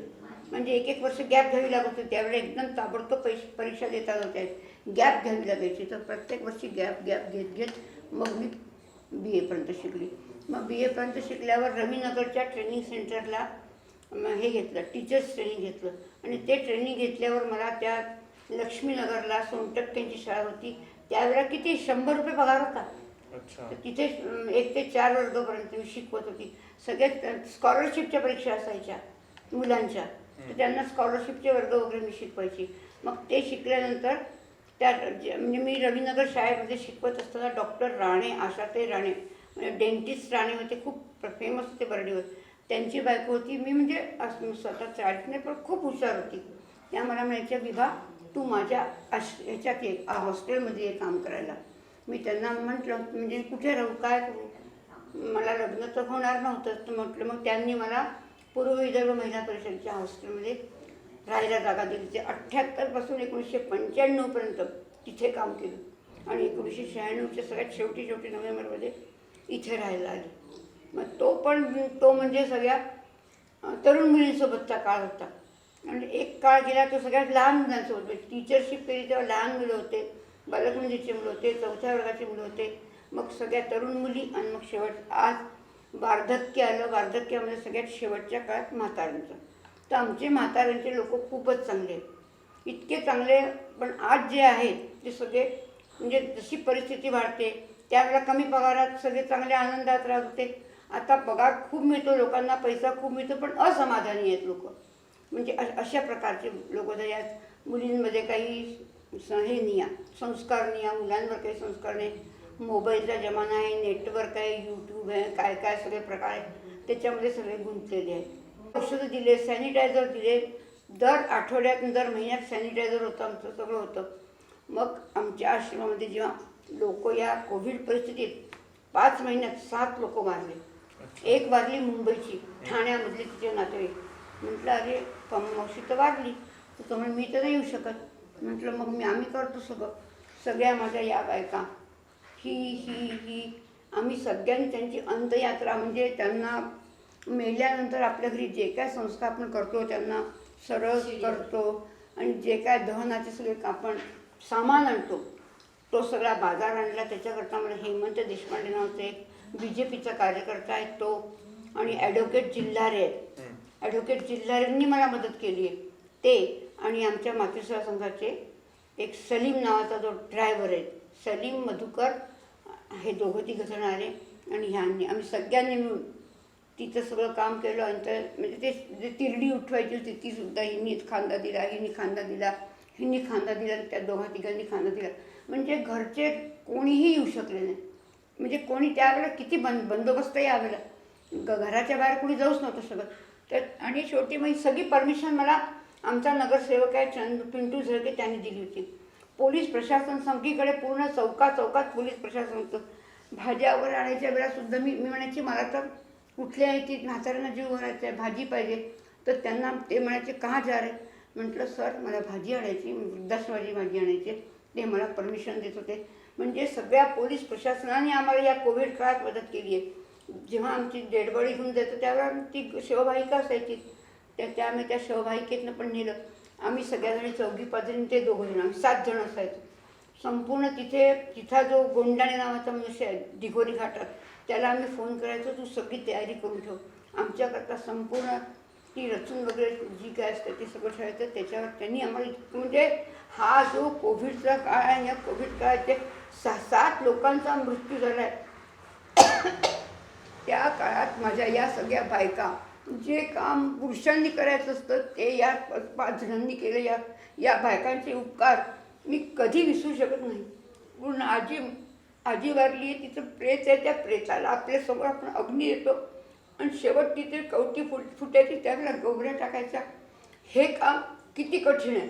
हे म्हणजे यांचे कोणाचे रक्ताचे नाही, माझे रक्ताचे नाही, आमच्या इथे राहिलेल्या सगळ्या आज्या. आम्ही सर्वांशी बोलत असताना 80 वर्षाच्या एक वृद्धा, ज्यांच्या हातात लोकरी विणकामाचा बंडल होता, त्यांनी आपल्या आयुष्याची आठवण आमच्या समोर मांडली. लहानपणापासून जो व्यक्ती असतो तो आपल्या घरच्यासाठी राबतो, मेहनत करतो, मुलांना मोठं करतो आणि त्यांचा संसार मांडून देतो. त्यानंतर जी व्यक्ती ही मेहनत घडवते ते आपल्या घरामागे, त्या व्यक्तीच्या नशिबामध्ये वृद्धाश्रमसारखी परिस्थिती येते ती का येते आणि या वृद्धाश्रमामध्ये ज्या व्यक्ती राहतात त्यांचा प्रवास कसा असतो हे जाणून घेण्यासाठी आपण आज आलो आहे उमरेड रोडवरील पंचवटी या वृद्धाश्रमात. आपल्यासोबत आहे लीला आजी, ज्यांच्याकडनं आपण जाणून घेऊ की त्यांचा 25 वर्षाचा प्रवास हा आजवर कसा आहे, कशा त्या इथे राहायला आल्या, कसं त्यांचं आयुष्य राहिलं आहे, पूर्वी काय करत होत्या आणि आता काय करतात, त्यांनी आतापर्यंत आपला जे व्यवहार किंवा रोजचं दैनंदिन जीवन आहे ते कसं घालवलं या 25 वर्षात ते जाणून घेण्यासाठी. आजी, तुमचं स्वागत आमच्या चॅनलवर. तुमचं आधी तर नाव सांगा मला. तेच नाव आहे माझं, काय? लीला ब्रह्मे. बरं, आपण कधीपासून या वृद्धाश्रमात आला? 92 पासून. कसा आपला प्रवास राहिला आहे 92 पासून आतापर्यंत? आता आयुष्याची फार लंबी कहाणी आहे. अच्छा पण मी एकटी आहे. अच्छा. माहेरचे लोक आहे, पण मला सासर म्हटल्यानंतर माहेरचं काही नसतं तेवढं. बरं. मी एकटीच आहे, मला मुलबाळ नाही, अच्छा. म्हणून मी इथे आले. बाहेर होते मी, पण बाहेर पुष्कळ म्हणजे जीवनामध्ये असे कठीण प्रसंग आले आणि त्याच्यामुळं मला पंचवटीत यावं लागलं. कसं काय, म्हणजे तुम्ही म्हटलं कठीण प्रसंग आले का, काय होतं ते? म्हणजे मला एक तर मुलबाळ नव्हते. बरं. माझे मिस्टर होते, हां. मी दुसऱ्याला दान केले ते. बरं. म्हणजे मी एकटीच राहिली, बरं. म्हणून मी पंचवटीत आले. बरं. तर मग आता पंचवटीत आपण एकंदरीत किती वर्ष घालवले? 28 वर्ष. हे 28 वर्ष तुम्ही एका कुटुंबासाठी इथे घालवले, तर यामध्ये तुमचा अनुभव कसा राहिला आतापर्यंतचा? आमचा अनुभव चांगलाच होता. बरं. आम्ही ज्यावेळेस आले त्यावेळेस भावेताई होत्या बरं. आणि लोक इतके होते की पंचवटीमध्ये ॲडमिशन मिळत नव्हती, हां. लाईन लागत होती. बरं. त्यावेळेला जेव्हा मी इथे आली तेव्हा मला ॲडमिशन दोघीमध्ये घ्या म्हणे, पण मी म्हटलं मी दोघीमध्ये राहत नाही, मला स्वतंत्र खोली असेल तर द्या म्हटलं.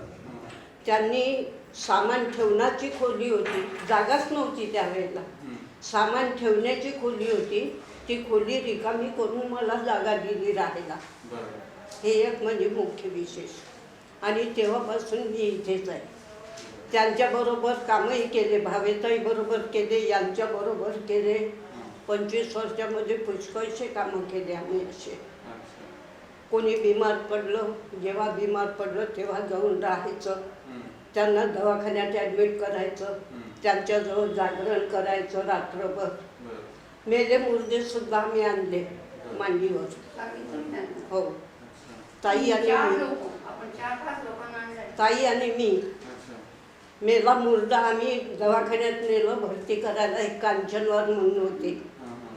त्यांना दवाखान्यात नेलं भरती करायला आणि ते तिथं त्यांनी प्राण सोडला. अच्छा. तर त्यांना शेवटी आम्ही मांडीवर घेऊन इथे आणलं पंचवटीमध्ये. बरं. अंत्यसंस्कार सुद्धा. असे म्हणजे त्यावेळेला इतकं दानसुद्धा मिळत नव्हतं. हां. आम्ही दान मागायला घरोघरी जायचं पिशव्या घेऊन. अच्छा. अपमानही सहन करावं लागायचं. कोणत्या दुकानात गेलो ते म्हणायचे बाई पुढे जा. मागे जा. हां. इतका अपमानसुद्धा आम्ही सहन केला. बरं.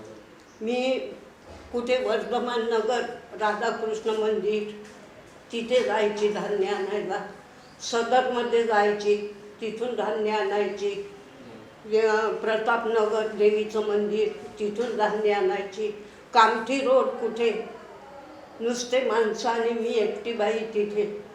अंगावर माझ्या दागदागिने होते त्यावेळेला, तरी जीवाची पर्वा न करता सकाळी 6ला मी गेली, 9:30ला ट्रक घेऊन आम्ही बर्डीला पोचलो. बरं. म्हणजे आम्ही असे कामं दोघींनी मिळून खूप कामं केली इथे, म्हणजे तुम्ही एक परिवारासारखंच आपला वेळ परिवारासारखं. तुम्हाला आता या 25 वर्षातून असा एखादा अनुभव सारखा क्षण आहे का ज्याच्यामध्ये तुम्ही तुमच्या लक्षात आहे बा तो क्षण? जे म्हणजे कोणाचे पाय तुटले त्याच्याकरता हे करायचे, हां. तिथून आम्ही धान्य आणायला जायचं हां. आणि तिथून आम्ही धान्य आणायचं. बरं. काय झालं होतं तेव्हा? हं? काय झालं होतं तेव्हा? किती 11-12 वाजता वापस आलो. सांगा ना. काय झालं म्हणजे म्हणजे तो अनुभव तुमच्या लक्षात का बरं राहिला? अनुभव म्हणजे हेच, एकदा मी बायांना घेऊन एकटी बाई तुम्ही होते सांगा. एकदा मी बायांना घेऊन खापरीला गेले त्या बायांना भरती करायला. ते भरती करता करता म्हणजे इतका वेळ झाला की आम्हाला संध्याकाळी 9 वाजून गेले मला तिथे. आणि तो रस्ता म्हणजे इतका डेंजर होता की दोन्ही बाजूनी असे ट्रक उभे राहायचे आणि मला तिथून यायला म्हणजे सुटका देतच नव्हते. आणि शेवटी या इथे रडायला लागून गेल्या होत्या की त्यांचे नातेवाईक जर मला विचारतील तर मी काय सांगेन. 9 वाजता मी एकटी इथे येऊन पोहोचली होती तिथून. हे एक म्हणजे विशेष होतं, म्हणजे कठीणच प्रसंग होता तेव्हा. तेवढ्या याच्यातून आम्ही इथं येऊन पोहोचलो. एक पार्श्वनिकर म्हणून होते, त्यांना भरती करायला गेलो आम्ही याच्या दवाखान्यामध्ये. तिथे आम्ही रात्रभर राहिलो दोघी.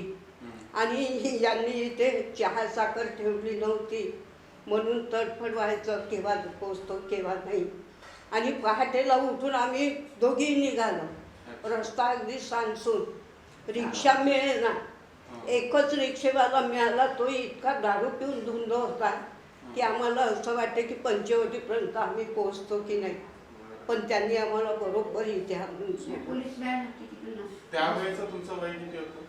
माझं 60 व्हायचेच होते माझे त्यावेळेला. म्हणजे तेव्हा 60व्या वर्षात सुद्धा तो लोक आपल्या नातवांसोबत वगैरे खेळतात. तुम्ही हे सगळं अनुभवत होता? 3 महिने संपूर्ण केस सांभाळली. अच्छा. हो, इतक्या लोकांना 4 महिने आम्ही पोचलो त्यांना स्वयंपाक करून. बरं. म्हणजे तुम्ही एकंदरीत सगळं हो. व्यवहार वगैरे पाहिले, रोजचं इथे सांभाळ केला, आपल्या हो. परिवाराचं जसं करतो आपण. केव्हाही कोणावरही संकट आलं की आम्ही धुंदाडासारखं आपलं चाललं. बरं. कधी जे आम्ही जीवाची पर्वा केलीच नाही इथे. राम मंदिर.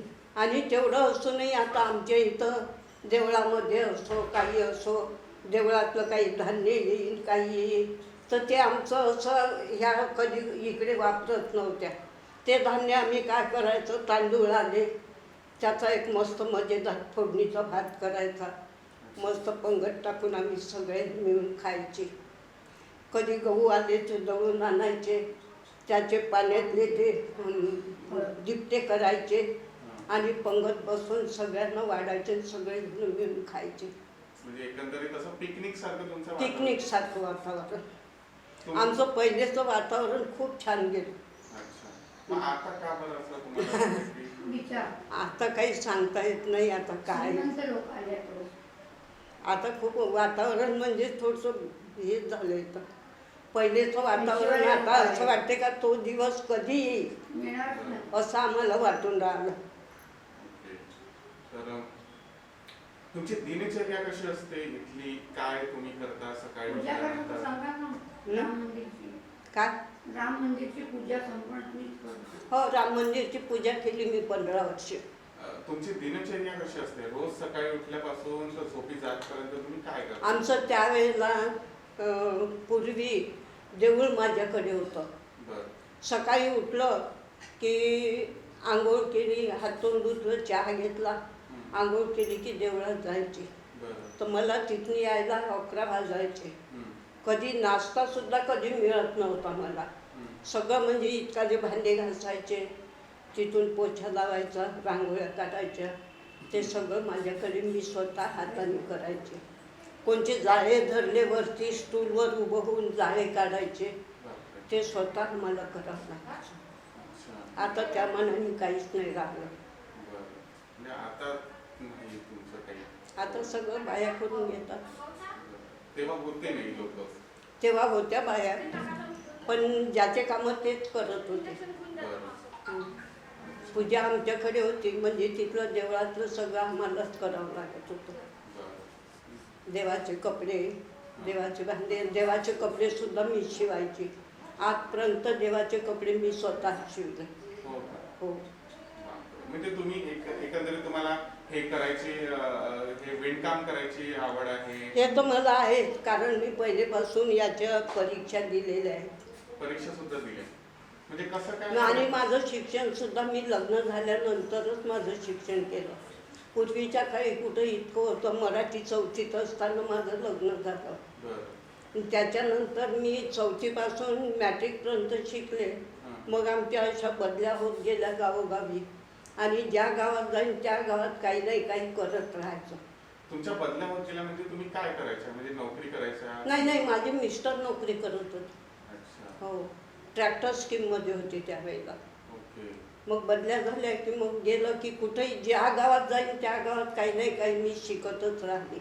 म्हणजे आजपर्यंत तुम्ही जो तुमचा प्रवास होता तुम्ही म्हटलं की तुम्ही शिकत होत्या, शिकत काय काय शिकल्या तुम्ही आजपर्यंत? मी मॅट्रिकपर्यंत शिकले इथे.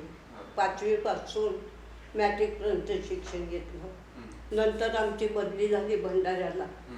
भंडाऱ्याला मी नॉर्मल स्कूलचं ट्रेनिंग घेतलं. बरं. त्याच्यानंतर आमची बदली झाली परभणीला. तर परभणीला मी काहीच नाही केलं. पण त्याच्यानंतर मग चंद्रपूरला गेली. चंद्रपूरला शिवणाचा एक क्लास केला. शिवणाचा शिवण क्लास. शिवण क्लास केला. हां. तिथे काय काय शिकल्या? डिप्लोमा घेतला काय काय शिकलं तिथे? शिवणाचा. त्याच्यानंतर बदली झाली आमची उस्मानाबादला. हां. तर तिथे असं शिकायला काही नव्हतं. तर एक मुसलमानाची मुलगी होती. हां. तर तिच्याकडे एम्ब्रॉयडरी शिकायला जायचं आम्ही. बरं. म्हणजे तुम्ही एम्ब्रॉयडरी सुद्धा शिकल्या? मशीनची एम्ब्रॉयडरी. बरं. मग तुम्ही इथे आल्यानंतर काय एम्ब्रॉयडरीचं काही केलं? इथं आल्यानंतर ते हेच कामं केले आम्ही. बरं. कारण त्याच्या आधी पण मी शिलाईचे 2 क्लास केले होते, 2 डिप्लोमे. असे 3 डिप्लोमे माझ्याकडे शिवण क्लासचे आहेत. हो का? हो. म्हणजे तुम्हाला आवडच होती हे सगळं करायची? हो. मग तुम्ही आजपर्यंत? आवड आहे ना. मी अजूनही माझ्याकडनं होत नाही. माझ्याकडे मशीन चालवणं होत नाही. तरी पण देवाचे कपडे मी हाताने शिवून दिले. अच्छा. म्हणजे तुमची भावना आहे ती की तुम्ही आजपर्यंत करत आहात. विचारा यांना हाताने शिवून दिले की नाही तर. बरं. तुम्ही आता मग हे काय बनवत आहे? नाही, हे ब्लाऊज आहे. थंडीसाठी आता तर ते माझं नाही आहे, माझ्या शेजारीचं आहे. अच्छा. तिला काही जमत नाही. तर ती म्हणते मला सांगा. तर मी म्हटलं सांगते. तिला सांगितलं तेवढं केलं. आता पुढचं सांगा म्हणते. म्हणून मी देवणार केलं. अच्छा. तुम्ही आता दिवसभर तुमचा एक वेळ असतो 12 तासाचा. तुम्ही आता तर काही होत नाही. तर आता आमचं सकाळचं जरी मी माझ्याकडनं होत नाही तरी पण घरचे सगळे कामं करते मी. सकाळी उठलं की झाडून काढणं, पोचा लावणं, कोणचे भांडी घासणं, काही एखादी खायचं इकडे नाही आमच्या आवडीसारखं नसलं तर घरी करून आम्ही खाऊ. म्हणजे तुमचं गॅस पण तुमच्या याच्यामध्ये आहे, तुमच्या रूममध्ये? सगळं सामानच आहे माझं. मी सामान घेऊनच आले होते इथे. हो. म्हणजे तुमचा एकंदरीत संसारच तुमच्या संसारच होता माझा. काही दिवस माझी आई होती माझ्याजवळ. हो का? हो. ती गेली मग मुलाकडे. पण आता घरगुती होते तसं. 4 दिवसाकरता आली. मी ॲडमिशन घेतली तेव्हा ताईनं सांगितलं होतं. तेव्हा मी सांगितलं होतं की माझी आई 4 दिवसाकरता आहे. नंतर ती चालली. नंतर मी एकटीच आहे. आताही आमचं म्हणजे 11 वाजेपर्यंत आमचे हे कामच होतात. 11 वाजले की आता जेवणाची घंटी होते. जेवण झाले की मग आराम होते. आराम झाला की मग TV पाहणं होते. अशा तुम्ही टीव्ही मध्ये कुठल्या सिरियल पाहता? माझ्या कौटुंबिक असल्या त्या पाहते मी. आता सध्या पवित्र रिश्ता चालू आहे तो पाहते. होणार असून मी या घरची ते पाहते. अशा कौटुंबिक असल्या त्या पाहते. फालतू मला काही आवडत नाही. या सर्व वृद्धांचे अनुभव अगदी वेगळे. त्यांनी वयाचा 80 वर्षाचा प्रवास उन्हे पावसाळे पाहत तिखट गोड अनुभवातून पार केला. आज त्या इथवर येऊन पोहोचल्या. हसत हसत वृद्धाश्रमाचा प्रवास त्या पार करीत आहे. आपण सर्वांचे अनुभव पाहिले. सर्वांचे अनुभव अतिशय उत्तम आहे. त्या कुणाला वाईट अनुभव, कुणाचे चांगले आहे. असेच गोड आणि तिखट अनुभव आपण या माध्यमातून पाहिले. अजून एक अनुभव आपल्यासमोर मांडत आहे रेखा आजी, ज्या आता आपल्यासोबत आहे. त्यांच्याशी बोलूया, त्यांच्याशी चर्चा करूया आणि पाहूया त्यांचं काय म्हणणं आहे. तर सर्वप्रथम तर आपलं स्वागत आमच्या चॅनलवर. रेखा आजी, मला सांगा की तुम्ही इथे कसा तुमचा हा प्रवास राहिला आणि इथे इथपर्यंत आला आहेत आपण? जवळजवळ 91-92 साली माझी मुलगी गेली 20 वर्षाची. अच्छा. आजारी होती आणि नंतर आत्ता 7 साली मिस्टर गेले, त्यांना पार्किन्सन झाला होता, तर ते त्यांनी गेले. आणि मुलगा माझा 45 वर्षाचा होऊन गेला आत्ता 8 वर्षापूर्वी. अच्छा. हां, तर म्हणून मग आता कुठे राहायचं, तर मग मला भावांनी इथे ठेवलं, माझ्या भावांनी. ओके, म्हणजे सासरचं असं कोणीच उरलं नाही. सासरचे आहेत ओके, पण चुलत आहेत, सख्खे नाही आहे कोणी.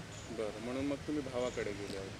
हो, काही दिवस राहिली भावाकडे, मग इथे आम्ही लहानपणी पण येतो होतो. कमला ते माझ्या आईच्या ओळखीच्या होत्या अच्छा. आणि मला वडील नव्हते लहानपणापासून, तर ह्या कमलाताईंनी वगैरे खूप मदत केली आईला वगैरे, आम्हा लोकांना. कधी जेवल्याशिवाय आम्हाला पाठवायच्या नाहीत. अच्छा. इथे यायचो आम्ही, तेव्हा झोपडी होती तेव्हा, फक्त ओके. एक विहीर आणि झोपडी, बस. बाकी काही म्हणजे बाकी सगळं शेतच होतं, जंगल. लहानपणापासूनची जे तुम्ही ओळख हा, आहे तुमची ओळख आहे. वृद्धाश्रमामध्ये, हो, तर कसा अनुभव होता तेव्हाचा आत्ताचा? छान आहे. आताही सगळं तसंच आहे, पूर्वीसारखंच. अच्छा. हां, हो का? मग पण कमला ते खूप प्रेमळ होत्या, अच्छा. सगळ्यांशी छान बोलायच्या वगैरे. अच्छा. आताही सगळे चांगले आहेत असं. बरं. पण आपण किती वर्षापासून इथे आहात? मला 8-9 चालू आहे. 9 वर्ष. एकंदरीत 9 वर्षापासूनचा कसा काय प्रवास राहिला आहे? छान आहे, मी मजेत आहे इथे. अच्छा. म्हणजे दुःख आता ते तर मला राहायचंच आहे, एकटंच राहायचं आहे मरेपर्यंत. तर ते मी माझ्या मनाची तयारी झाली आहे की आपल्याला एकटं राहायचं आहे, बस. तुम्ही मिस करता का काही गोष्टी ज्या तुमच्या इतिहासात होत्या, तुम्हाला वाटते की- हो, तर मिस करते, पण मी आता ईश्वर भजनामध्ये वगैरे माझं मन रमवून घेते. बरं. तुम्ही म्हटलं तुम्हाला वाचनाचा छंद आहे, हो, तर कुठली कुठली पुस्तकं तुम्ही वाचली आहे आता आता? मी भागवत वाचलं आहे, रामायण वाचलं आहे, गीता वाचली आहे, पुष्कळ वाचली. रामायणातला असा कुठला पार्ट आहे जो तुम्हाला, जी घटना तुम्हाला वाटते की तुमच्या आठवणीत आहे? आठवणी तसं संपूर्ण रामायणच माहिती आहे ना. अच्छा. एक किस्सा असा की जो एकदम तुमच्या डोक्यामध्ये, मनामध्ये आहे असा? नाही, असं काही खास नाही. बरं. तुम्ही जी पुस्तक वाचली, अशी वेगळी कुठली पुस्तक आहे जी तुम्हाला सांगावंसं वाटेल त्या पुस्तकामधलं? हां, रणजित देसाईचं वाचलं आहे, अच्छा. आणखीन शिवाजी सावंतची वाचली. शिवाजी सावंतची कोणती पुस्तक वाचली तुम्ही? मला नावं नाही आठवत आता, बरं. बरीच वर्ष झाली वाचून. बरं. तर आता एकंदरीत तुमचं दिनचर्या काय असते, कसं काय वेळ घालवता? आता मी मंदिरात पूजा करते, सकाळी उठून चहा झाला की मग तोपर्यंत आंघोळ बिंघोळ आटोपून घेते. चहा झाल्यावर तोपर्यंत नाश्त्याची वेळ होते, मग नाश्ता केला की पूजेला जाते मंदिरामध्ये. अच्छा. पूजा करून 10:30 पावणे 11पर्यंत आली की मग पुन्हा घरची पूजा, घरचे पोथी वाचणं वगैरे. बरं, मग पुन्हा जेवणाची वेळ होते 12-12:30ला. हो का? हो, इथे एकंदरीतच सगळ्या तुमच्या मैत्रिणीसारख्या सगळ्या आहे, तुमच्याच वयाच्या सगळ्या जणी. हो. तर इथे तुम्हाला कसं वाटते त्यांच्याशी वेळ घालवताना? मी अशी बोलतच नाही कोणाशी.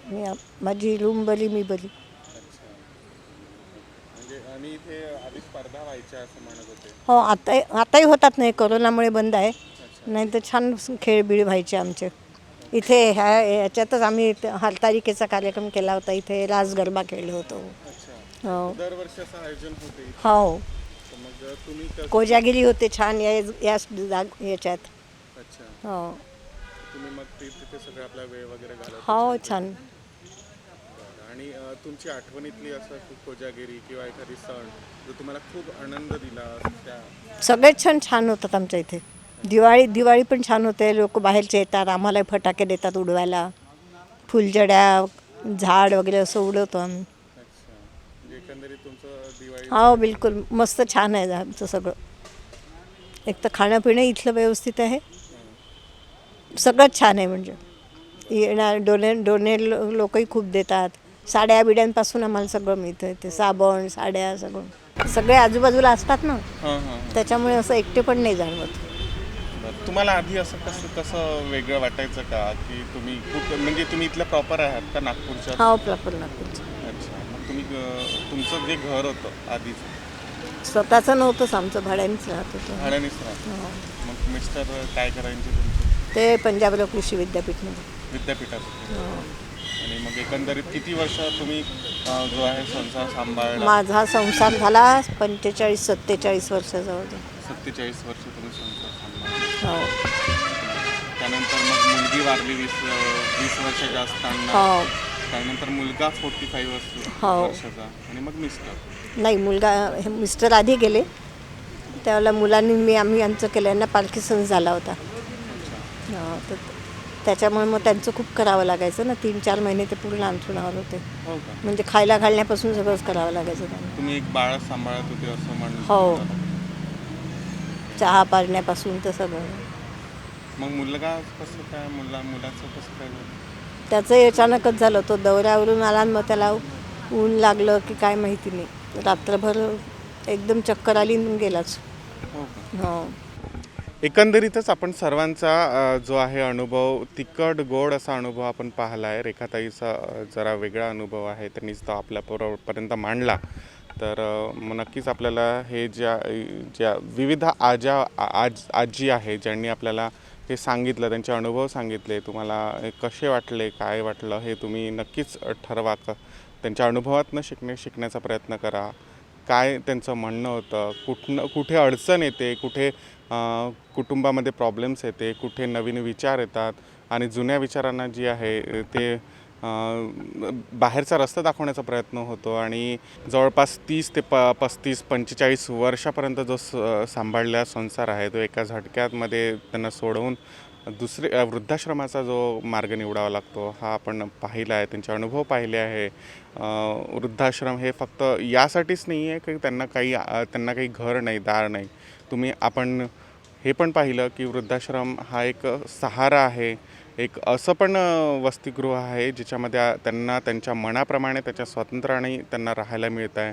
त्यांना अगदी मज्जेत राहायला मिळते. जसं आपण पिकनिकला जातो त्याप्रमाणे त्यांच्या पिकनिकसुद्धा होतात. त्यांना मनोरंजनाचे सुद्धा साधनं मिळतात. लोकंसुद्धा भेटायला येतात, त्यांचे नातेवाईकसुद्धा भेटायला येतात आणि अतिशय आनंदात त्यांचं आयुष्य आहे. वृद्धाश्रम हे वृद्धांचं बोर्डिंग नाही आहे, हे एक आनंदाचं घर आहे असं सुद्धा आपण म्हणायला काही हरकत नाही. कारण वृद्धाश्रमामध्ये सर्वच त्यांच्या मनानुसार त्यांना करायला मिळतं. कॅमेरा पर्सन प्रणीतसह मी प्रकाश शुंकलवार, कृषी समृद्धी न्यूज, नागपूर. ही सर्व मंडळी परिवाराच्या मानसिक त्रासातूनच इथवर येते असं नाही. काही वृद्ध हे आसरा नसताना आपला आसरा म्हणून इथवर येतात आणि रक्तांच्या नात्यापेक्षाही महत्त्वाचे नाते येथे जोडून टाकतात आणि आपल्या आयुष्याचा प्रवास सुखकर करतात. आज सर्वांना विचार करण्याची आवश्यकता आहे. आपल्या घरचा मोठा व्यक्ती हा त्या वृद्धाश्रमात का जातोय?